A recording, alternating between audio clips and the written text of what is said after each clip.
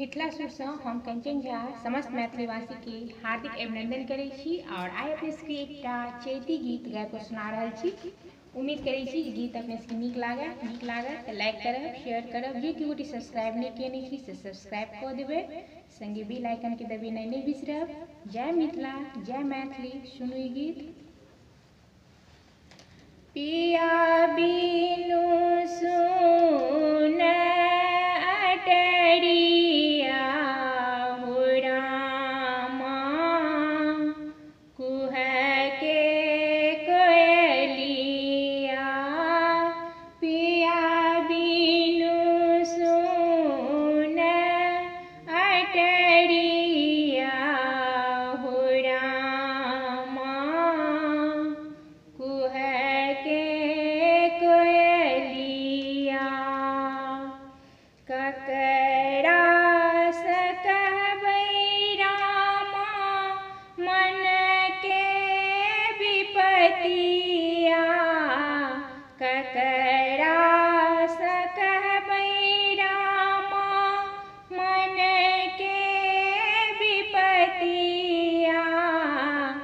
आगे सन लागै छै से जरिया हो रामा, कुह के कोयलिया। आगे सन लागै छै से जरिया हो रामा, कुह के कोयलिया। पिया बिनु सुन अटरिया हो रामा, कुह के कोयलिया। जँ हम जनितौं पिया एहन हेता। जँ हम जनितौं पिया एहन हेता। बनितौं रेशम के डोरिया हो रामा, कुह के कोयलिया।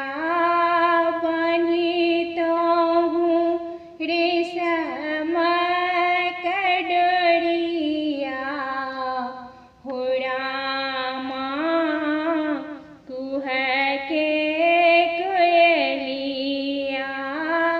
पिया बिनु सुन अटरिया हो रामा, कुह के कोयलिया।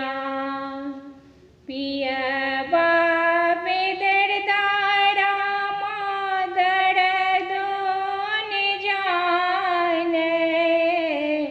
पियबा बेदर्दा रामा दर्दो न जाने।